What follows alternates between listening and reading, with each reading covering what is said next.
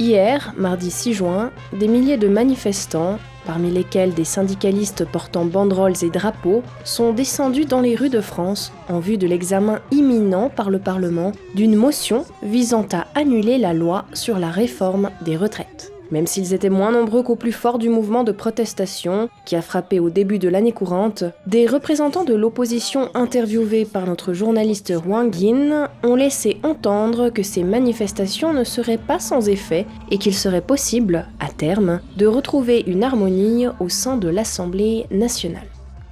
Pour nous, c'est important d'abroger cette réforme parce qu'on considère qu'elle est injuste.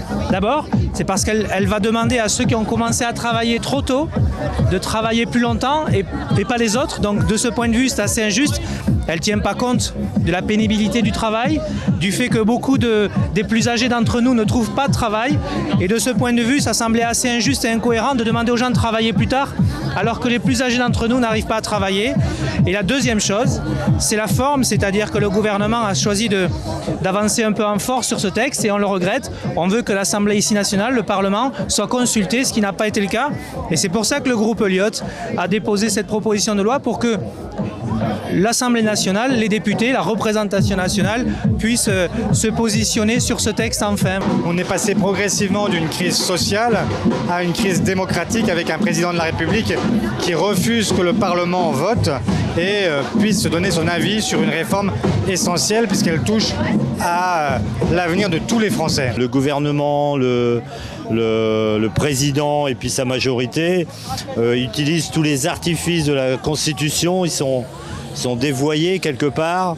Ils utilisent aussi le règlement intérieur de l'Assemblée nationale pour éviter qu'on puisse voter sur cette proposition de loi, parce qu'au final, on n'aura jamais voté sur la proposition de loi des retraites, particulièrement injuste et inutile. Ce qu'on demande, nous, c'est simplement pouvoir voter, pouvoir s'exprimer, que la démocratie parlementaire fonctionne et qu'on puisse voter.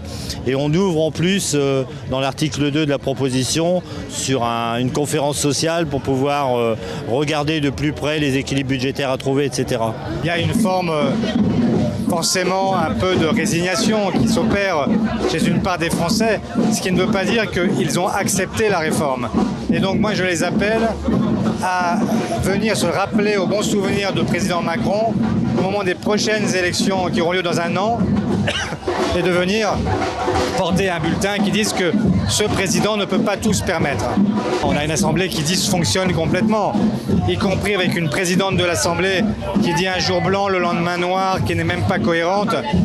C'est terrible d'avoir le sentiment d'une soumission à ce point à Jupiter, en fait, à quelqu'un qui s'est pris pour le seul maître du pays, et de voir des parlementaires qui lui sont complètement soumis et qui acceptent de renoncer à tout pouvoir. On a eu un vote sur une motion de censure où on a failli l'emporter à 9 voix près.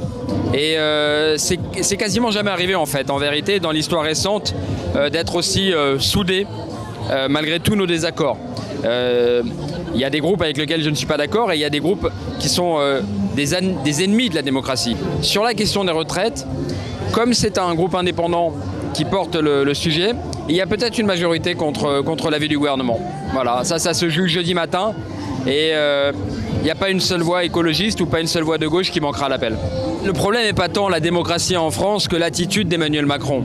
C'est-à-dire qu'avec le même texte, vous pouvez avoir une pratique très respectueuse de la démocratie, des syndicats, et avec la même constitution, vous pouvez aussi marcher sur les syndicats et finalement envoyer un bras d'honneur à la population. Moi, je déplore le fait qu'Emmanuel Macron soit en train d'abîmer les institutions. Il met en place une réforme injuste, violente, brutale, mais par ailleurs, il maltraite les institutions. Et alors qu'il commémorait le 79e anniversaire du débarquement en Normandie, Emmanuel Macron a refusé de commenter la question des retraites face à une journaliste qui évoquait la colère du peuple descendu dans les rues. Dans ces moments-là, il ne faut pas faire de commentaires politiques. Il faut célébrer l'unité de la nation, remercier nos anciens et nos alliés.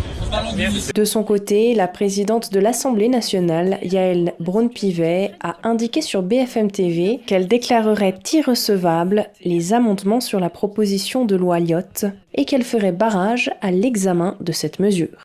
Ce matin, mercredi 7 juin, en réponse à cette affirmation, le groupe Lyot a qualifié les propos de la présidente d'attaque inédite contre les droits du Parlement.